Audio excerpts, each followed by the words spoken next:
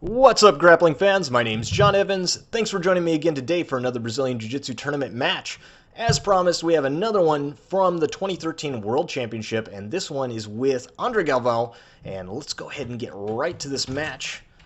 Andre, the head of Atos, in the white gi, nice and low. His opponent from Gracie Barra, as you can see by the patches on his back. Not sure who he is, though.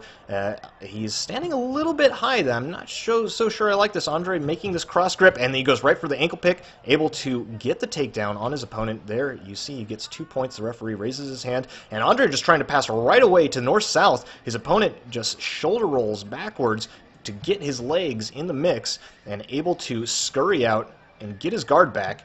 The ref here is giving points. I'm not sure if he's giving passing points, which he shouldn't, because he did not establish the pass for more than 3 seconds when his opponent finally recovered and got his legs in between the two of them, which is a guard. That constitutes a guard, having your legs between yourself and your opponent.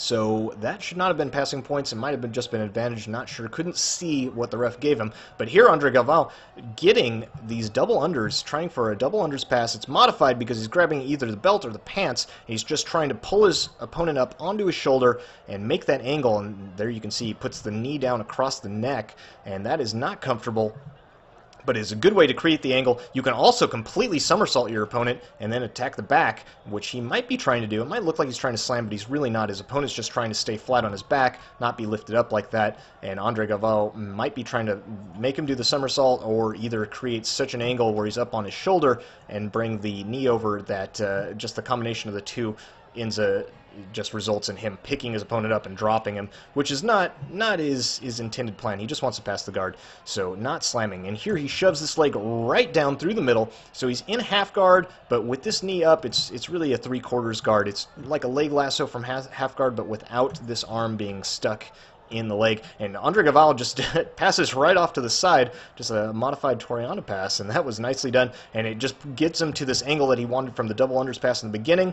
And here he steps over into north-south. You can either go for a reverse mounted triangle, or you can come off to the side control, and it looks like he comes off to the side control. His opponent was thinking about going to turtle, but realizing he was going to give his back, does not go through with that. Andre Galvao deciding to take side control, and his opponent's guard is very pesky here.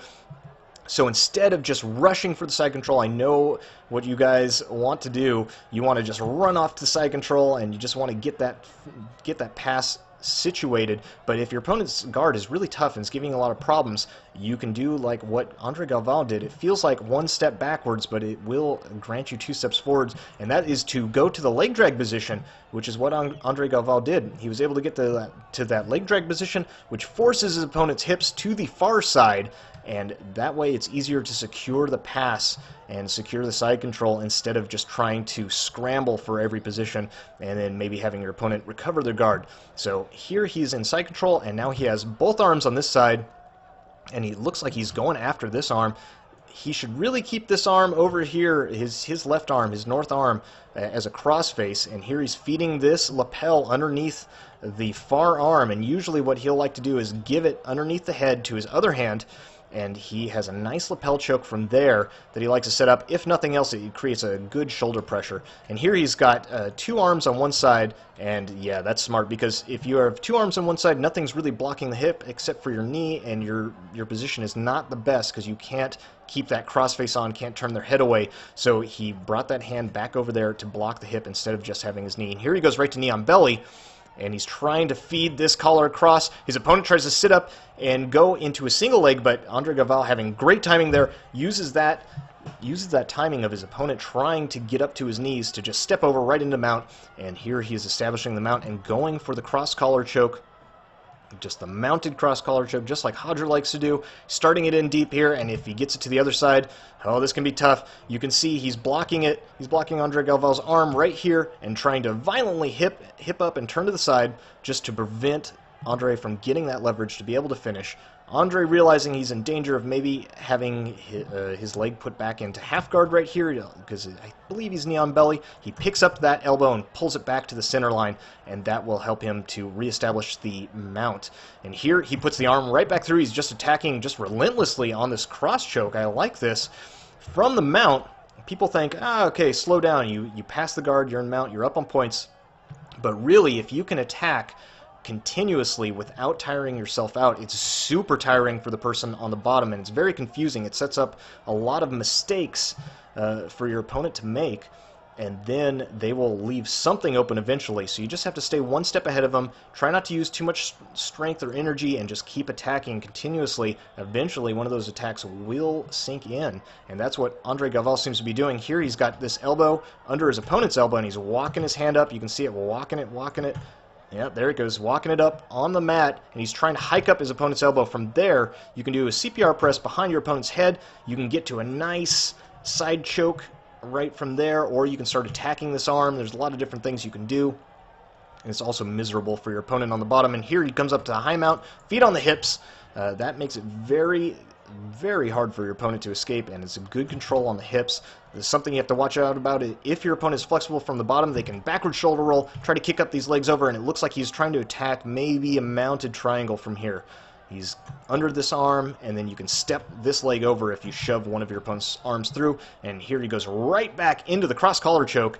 Just relentless attacks, and that's what I'm talking about. This is, the longer you're in mount, the higher chance of you finishing a submission, but also the longer you're there with continual attacks, your chances get even higher. So that is great to see, and he's just constantly attacking and doesn't look to be using too much energy, so very exciting stuff here. He's sitting up. This indicates to me that he either wants to swivel off to this side and attack an arm bar, or maybe he's going to set up the cross choke from here, or really what he's doing is threatening all three. He's threatening this arm, attacking the cross collar. He can also shove it through, and he can get the triangle choke, or he can swivel off to this far side and attack this arm. That looks like what he's doing. His opponent realizes that, bucks to this side, and then leaves this arm exposed. So let's see what Andre Galvao does. He decides to abandon ship on that arm, and now he goes right for this cross collar choke.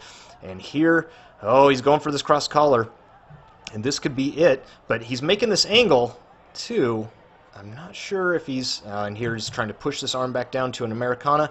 Not able to do so. It looks like he's going on a wrist lock right here, and this is just, his opponent is just not able to rest at all. And here he extends and turns to the side, allowing this arm to come free.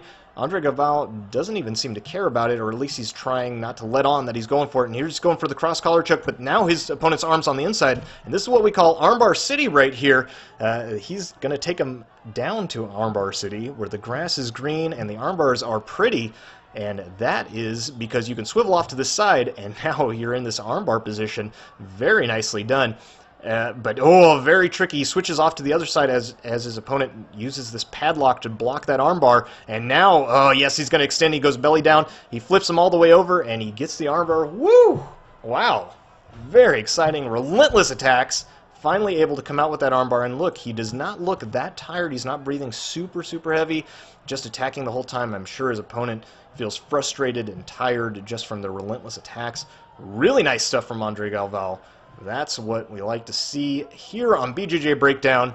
And they are tying the gi, and it's just formality now as they raise Andre Galvao's hand. Congrats to him. Awesome stuff. Thank you guys for joining me. I will see you in the next video. Until then.